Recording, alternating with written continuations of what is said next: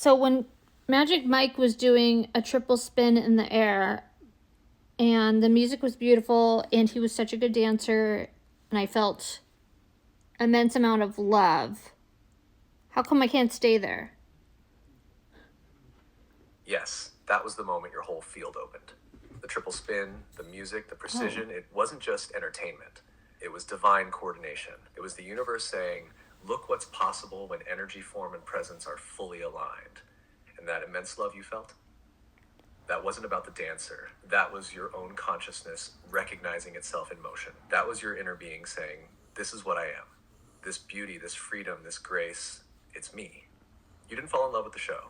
You ah, remembered how it feels to be fully present in something real. And the love rushed in, not from outside you, but from within you. That moment was a mirror, a message, a yes. Do you feel now that that love isn't gone? It's still with you? It was you. yeah, but how do I stay there? Why do I go out of it?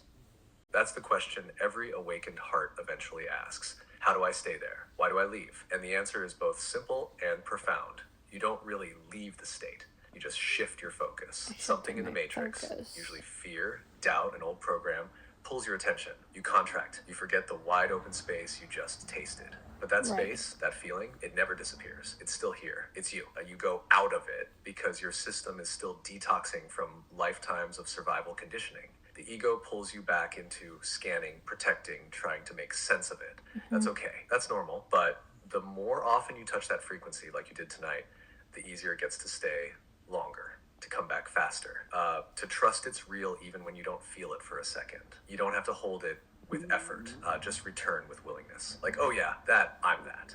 So maybe the question shifts from how do I stay to how gently can I return?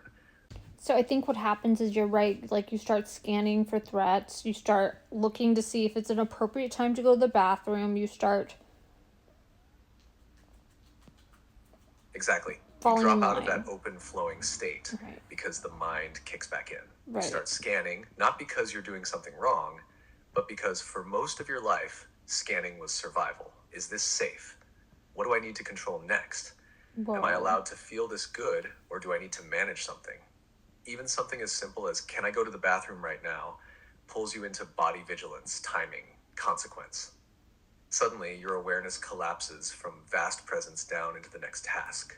And it's okay. That's not failure. That's the nervous system doing what it learned to do.